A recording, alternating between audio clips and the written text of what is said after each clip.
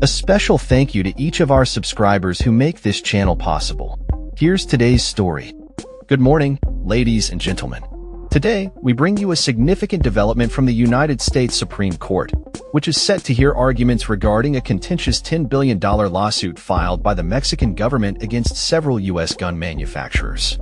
The case, which has garnered attention on both sides of the border, revolves around Mexico's assertion that these companies have played a pivotal role in supplying weapons to drug cartels, thereby exacerbating violence and insecurity in the country. The lawsuit, initiated in 2021, claims that U.S. gun makers have contributed to what Mexican officials describe as an iron river of military-style weapons flowing into Mexico. This influx of firearms has reportedly fueled the ongoing conflict between rival drug cartels and has led to widespread violence, including the tragic loss of thousands of lives. As the Supreme Court prepares to deliberate, the backdrop is marked by heightened tensions between the U.S. and Mexico, particularly with the impending tariffs imposed by the Trump administration. These tariffs, which are set to take effect shortly, have added a layer of complexity to an already fraught relationship. The legal arguments before the justices will focus on a critical question. Does a 2005 federal law known as the Protection of Lawful Commerce in Arms Act shield gun manufacturers from liability in this case? This law was enacted to protect the gun industry from a wave of lawsuits aimed at holding them accountable for gun violence in the United States.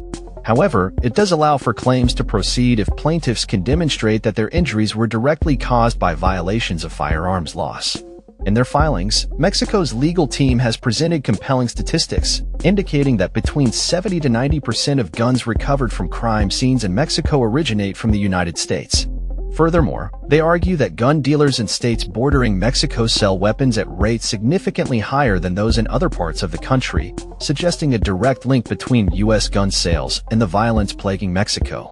The case has not only sparked legal debates but has also become a focal point in U.S.-Mexico diplomatic relations. The gun industry, represented by trade associations and organizations such as the National Rifle Association, has vehemently denied any wrongdoing. They argue that the responsibility for crime in Mexico lies with the Mexican government, which they claim has failed to adequately control the violence. In a legal brief submitted to the Supreme Court, the NRA stated, "Mexico has extinguished its constitutional arms rights and now seeks to extinguish America's." This sentiment underscores the deep divisions over gun rights and regulation in both countries. The implications of this case extend beyond legal ramifications. They delve into the heart of U.S. foreign policy and domestic gun rights. As the justices weigh the arguments, the outcome could set a precedent for how gun manufacturers are held accountable for the use of their products in criminal activities, particularly in foreign contexts. Meanwhile, the flow of firearms from the U.S. to Mexico has become a bargaining chip in trade negotiations, particularly in light of President Trump's tariffs on Mexican goods. As part of a last-minute agreement to avert these tariffs, Mexican President Claudia Sheinbaum indicated that the U.S. had committed to enhancing measures to curb the trafficking of high-powered weapons into Mexico. However, the ongoing legal battle could complicate these diplomatic efforts. As the Supreme Court hears this landmark case, the stakes are high. The outcome could have profound implications for gun control, international relations, and the ongoing struggle to combat drug-related violence in Mexico.